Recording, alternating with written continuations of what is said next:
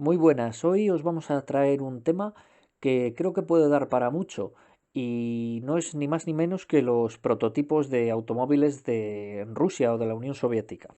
La forma de concebir los automóviles en la mente de la gente de Europa del Este es muy diferente a la forma occidental, debido a que sus prototipos puede que se alarguen muchísimo en el tiempo y sufran enormes cambios, o que una vez sacados a producción puede que saquen dos o tres modelos como ejemplo y no lo produzcan en serie.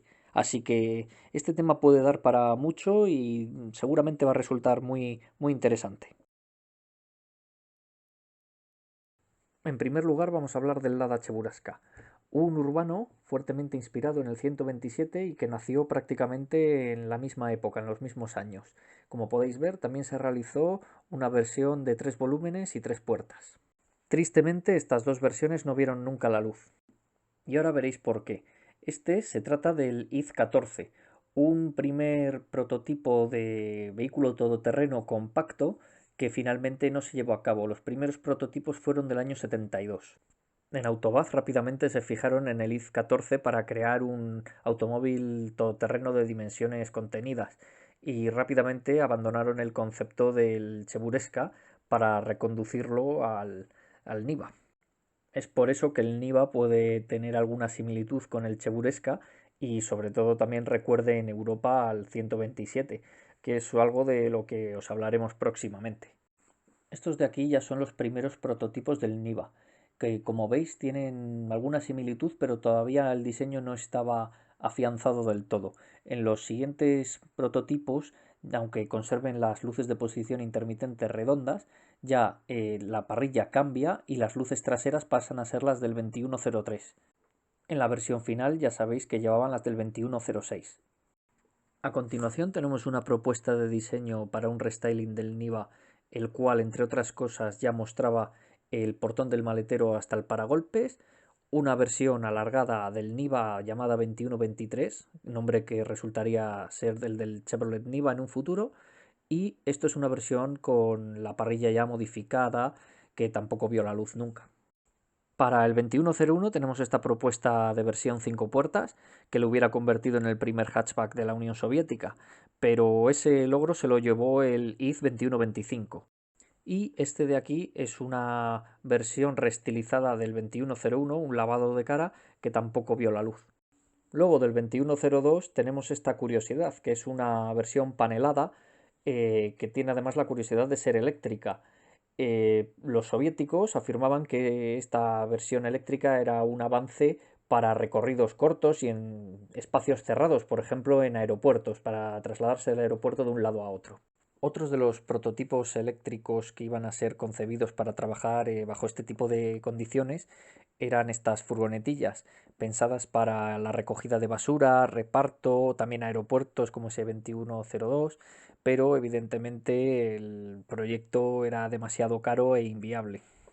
Por todos es sabido que Porsche y Lada siempre han colaborado conjuntamente. Esta fue una propuesta de diseño para un restyling del 2103. Lamentablemente, Autobad rechazó la oferta por tener ya preconcebido el 2106, que fue el que finalmente se llevó a cabo.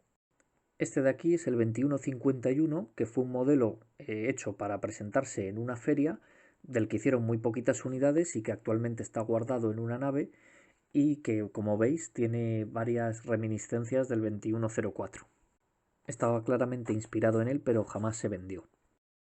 Del 07 y 05 tenemos este primer prototipo con los pilotos traseros claramente inspirados en los del 06 y a continuación varias propuestas de restyling en los que ya tienen los paragolpes en plástico, las zonas más carenadas en la parrilla, incluso esta con un aire mucho más novedoso. Esta última es un prototipo que se realizó ya al final de la vida comercial del modelo, llamado 2107M, en el que está mucho más modernizado que las anteriores. Al igual que el 2151, este quedó guardado en una nave. No se llevó a producción en ningún momento. El Lada Ladoga, que es este que veis aquí, fue la primera propuesta para que la marca tuviera en su gama un compacto. El prototipo no evolucionó mucho más, ya que derivó en el Lada Samara que conocemos todos. Los primeros bocetos del Samara tenían esta pinta, pero como veis rápidamente fueron evolucionando y en estos mock-up ya se veía una versión mucho más parecida a la final. Aquí tenemos uno de los primeros prototipos oficiales terminados que también muestran algunas diferencias. A destacar el intermitente lateral, la maneta integrada en la puerta y también los pilotos traseros como veis en esta foto. Y esto es algo que desconocía hasta que me he puesto a investigar en este vídeo, cuando me he encontrado las fotos de casualidad, pero parece ser que la misma Autobahn tenía un proyecto propio para realizar una versión Targa del modelo Samara. E incluso en la parte de adelante podemos ver el que ya está adoptada la parrilla que tenía el restyling, que como ya hemos dicho en otro vídeo, la versión sedán fue la encargada de hacer debutar este restyling en 1990.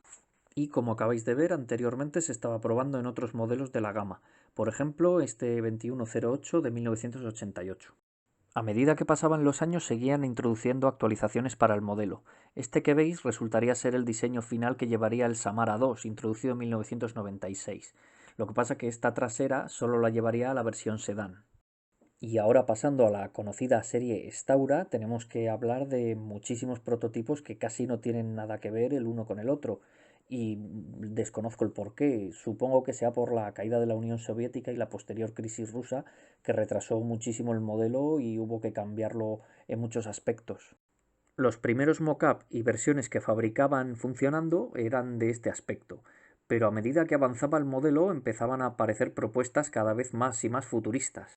A mediados de los años 80 empezaban a abundar estos prototipos que tenían las manetas escondidas, las ventanillas partidas, parrillas planas, luces integradas en la carrocería de manera muy peculiar. Sin duda eran diseños muy arriesgados, aunque finalmente todos iban convergiendo en el modelo que todos conocemos. Igualmente no deja de ser un coche con un diseño muy atrevido y de hecho las formas locas en los diversos proyectos seguían apareciendo. Pero bueno, después de mucho estudio, finalmente la forma se terminó asentando y en 1990 se presentó este modelo. En 1991 el diseño sigue puliéndose, pensándose que dentro de poco saldrá a producción el modelo y no puede ser tan agresivo, porque puede no gustar a todos. De hecho, la pequeña ventanilla se pierde y se cambia por un triángulo. El ya siguiente diseño sería el que utilizarían los primeros coches mula para probar el modelo, y son fotos que me gustan mucho porque están hechas en Canadá y Alaska, y se fueron a probarlos poniendo los logotipos de Chevrolet para equivocar al personal. En lo personal creo que estuvieron muy acertados, ya que el coche siempre me ha parecido que ha tenido ese corte americano. En 1994 estos modelos preserie ya se podían ver presentados, en los que podéis observar que los paragolpes tienen un diseño mucho más plano. Como podéis ver, a simple vista tienen algún detalle más que les diferencia de la versión final que saldría al año siguiente. Y a modo de curiosidad hay que decir que sobre estos modelos preserie ya se realizaron los primeros bocetos que se pueden ver en los manuales de instrucciones y en el interior del coche. Y una vez sacado a producción las versiones restyling no se hicieron esperar. De hecho, una vez encontré un boceto en el que el 110 recibió un rediseño y la parte trasera recordaba mucho al Audi A4. Si ya de por sí las anteriores recordaban al 80, pues ahora con más razón. Y esto es un mock-up de lo que resultaría ser el posterior Lada Tarzán. Pero entre las diferentes propuestas que hubo, fijaos qué curioso que este en concreto se parece muchísimo al Honda HR-V y entre un modelo y el otro hay 11 años de diferencia. Y bueno, como viene siendo habitual, me he vuelto a dejar muchísimos modelos en el tintero, que os los tendré que mostrar en la siguiente parte. De aquí hemos hablado principalmente de modelos que sí salieron a producción, o al menos estaban basados en modelos que sí salieron, pero en las siguientes partes quiero hablar de modelos que jamás vieron la luz. Aunque hay una cosa que está clara y es que los rusos tienen muchísima imaginación, eso desde luego. Pero bueno, en las siguientes partes me gustaría hablar también de más marcas y más países. Así que nada, un saludo y hasta el siguiente vídeo.